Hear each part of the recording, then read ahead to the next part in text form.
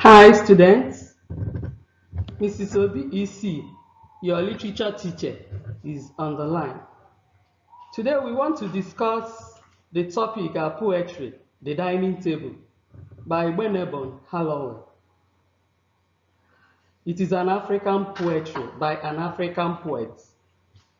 But before I proceed, I want to highlight once again on the demands of WAEC and NECO. Sometimes previously, syllable for NECO and WAEC in literature in English are not unified. We have different syllables for NECO and we have for WAEC, but now we are lucky they use the same syllable. Now these are the demands of WAEC in this literature. You know, literature in English is divided into three sections: paper 1, paper 2, paper 3. You are expected in paper 1 to answer all the questions. The question is OBJ. You need to answer everything that literature involves. That is what is literature, an appreciation of literature. After that, in OBJ, you answer your context question. You know, Othello by William Shakespeare is the only Shakespeare we use this section. So your context question will come out from there. You remember what is context question? A place where you are expected to answer who said this to whom, what circumstances, the scenario, maybe the people involved in the statement. Then the second paper is prose. You know, we have prose, African prose and non-African. You need to cover all the sections. Like in section A of prose is African prose. You answer one question. Like we have the lonely days and faceless. You need to answer one from each section. Try to cover all the sections. Answer one in each section. Don't try to answer two questions from one section because you will fail. You cover all the sections. Write one African, non-African, one prose, African prose and non-African, one. Then you go to your drama. Take one African drama and non-African. Then of course you go to your poetry. You have a number of poetry.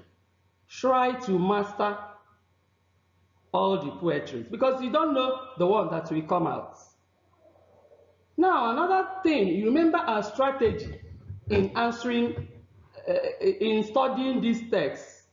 We have what we call mind mapping strategies. This is a case where you bring one text of your choice.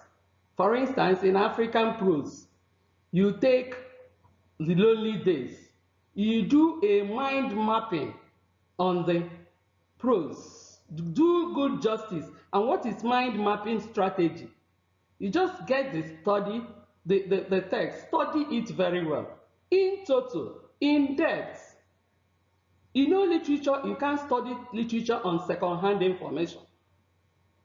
What is second-hand information? In case you will have novels to read, you will not read it. You study it, break it down into the things, the elements of that work.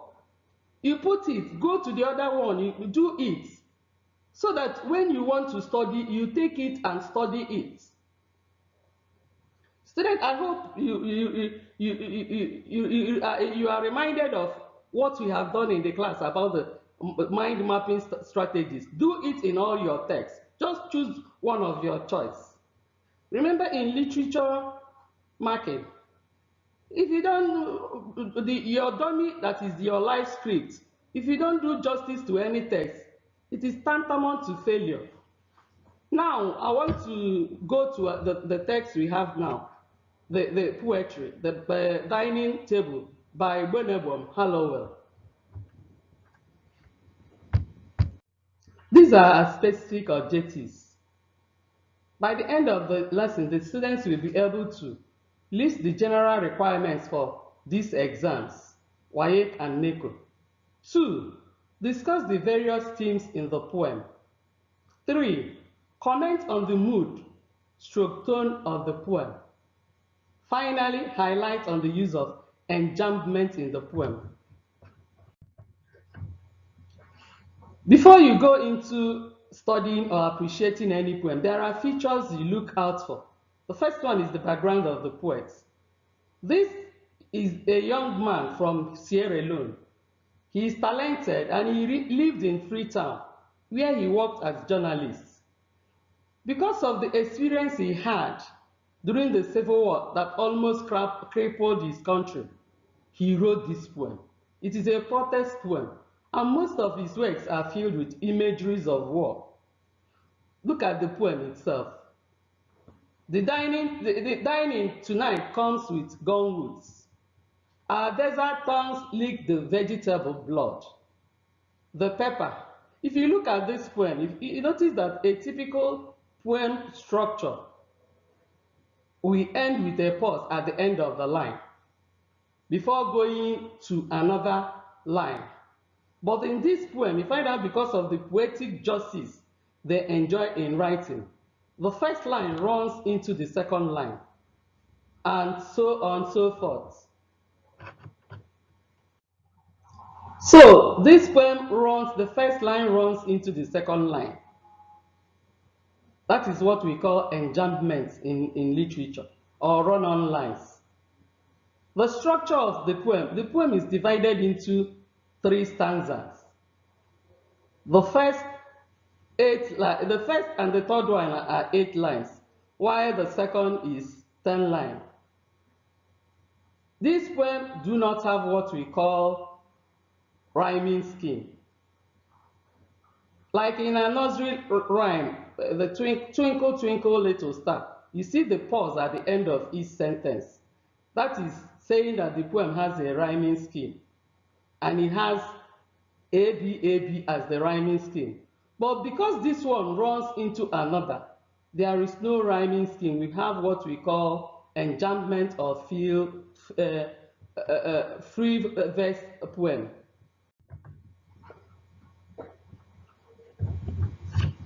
So the other stanza starts with, under the split of milk of the moon, I promise to be a revolutionary by now. So you go down to the setting. See, every work of art has setting, whether poetry or poem. For instance, the setting of this work is in Sierra Leone. And what is setting? We all know that setting is the totality of the environment, the geographical, the economical, and the political. But in this poetry, we're able to just bring out the physical setting. And what is this physical setting of this poem? It is in the dining. The dining table serves as the general setting, while other specific settings are places like the water where they contacted cholera that are polluted. We say that this poem is not about eating and drinking. The table itself is an arena of war, accompanying violence. It is a protest poem in which the poet and his fellow downtrodden minorities are ruthlessly confined in a cagey situation, which is associated with fear, war, tension. The similarity between the dining and the dining table, according to this poem, is that the dining in a normal life is a place where loved ones, stay and eat their choicy food. But this dining table is a place of war, where you see gunpowder, where you see war, where you see bloodbath and shooting. The only difference, the similarity between the dining we have and the dining table in this poem is that they all took place in the night. For instance, like our contemporary in The Nightfall in Soweto, he talked about nightfall coming as a dreaded disease seeping through the pores of healthy body, ravaging it beyond repair. For instance, in a home of 9, when it's nightfall, they just step into your house and just kill whoever they want to kill. That is oppression of the downtrodden. Because of this uncanny situation, there is a strong difference and grave hatred among people. And as a result of this, people lose hope and walk into parallel lines with different purposes. Some are suffering, some are enjoying.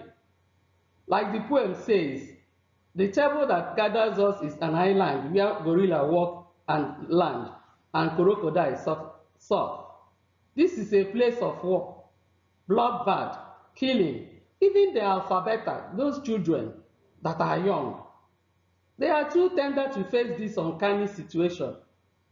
They are forced into it and they don't have choice. So they face this hardship. They don't complain, they cannot complain. As the poem says, silence in their voice in line 14. Interestingly, the poet proceeds with a rhetorical question.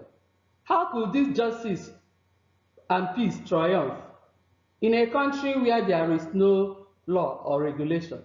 And what is rhetoric question? Question asked in poem that does not need any answer. Then the last 8 stanzas of the poem centers on the poet speaker himself. He swears to be a revolutionary, but laziness and decisiveness do not allow him. The other elements we are going to look at is the theme. What are the themes that they write in this poem? Remember, the theme is the purpose of the author, why the author is writing. And because of the war situation, tension, and hopelessness in this poem, we can derive the theme of war and destruction. Everything about this dinner is war and destruction. When you eat food, your vegetable dies, and it turns into scorpion and gorilla to disturb you. The other one is violence and bloodbath. In this poem, instead of enjoying your dinner with your loved ones and relaxing, what you see is violence and bloodbath.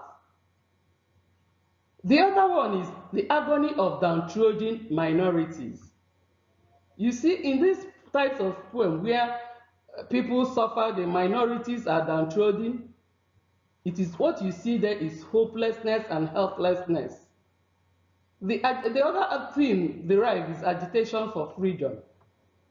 Look, where you are not free, where you are being humiliated, where they don't know that you exist, that the upper class takes everything, you need to fight for your freedom.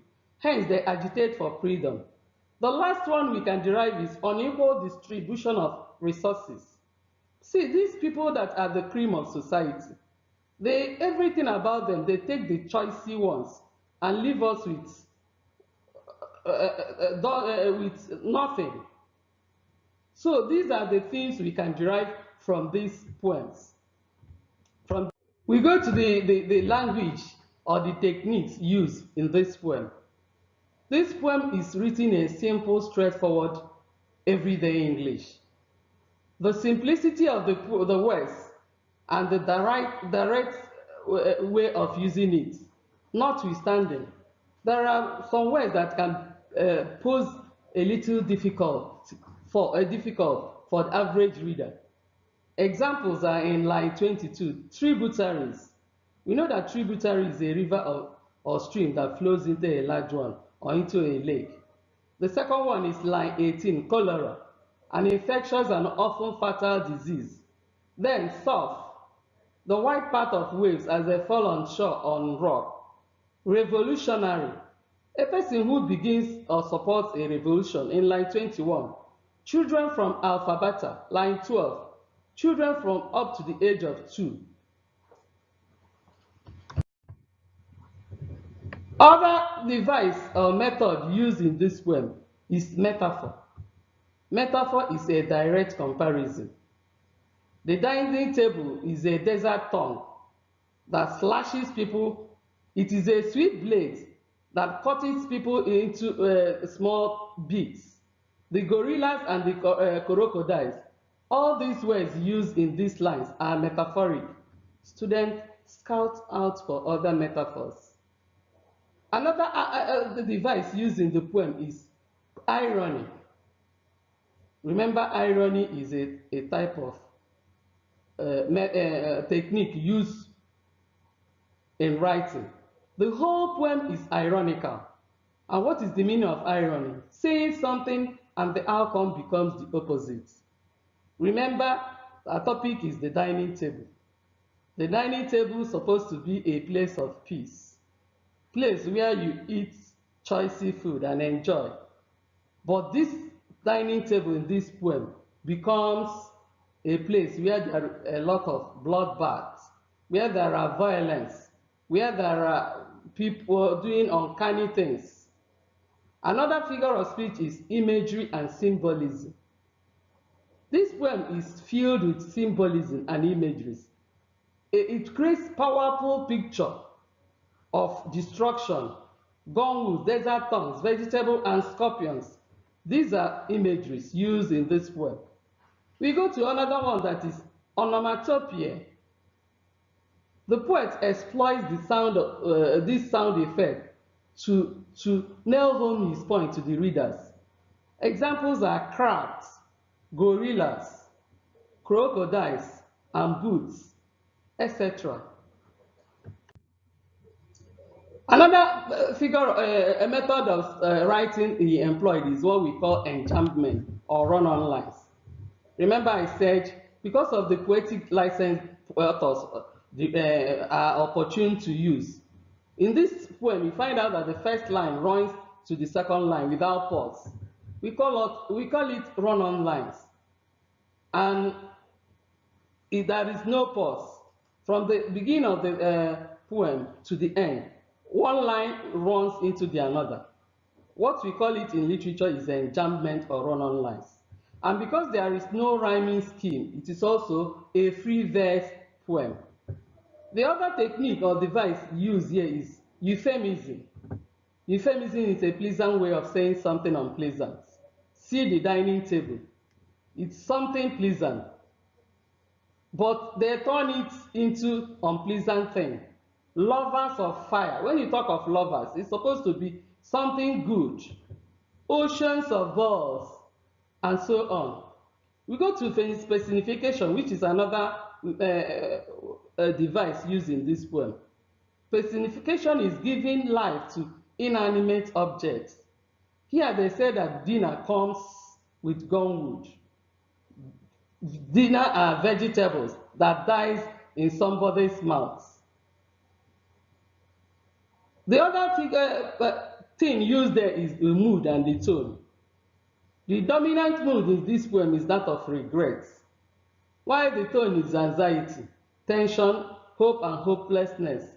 The mood is that of regret. The tone is anxiety, tension, hope and helplessness.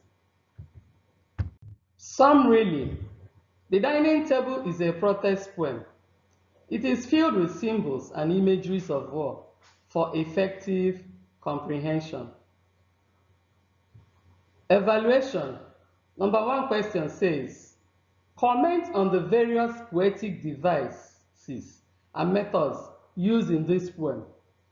Note that this question is the same thing with what that interests you most in the poem. 2. Discuss the various themes of the poem. 3. Comment on the mood, tone of the poem. Highlight on the use of enjoyment in this poem. You can contact me through this WhatsApp number 08035767622. Thanks. Remain blessed.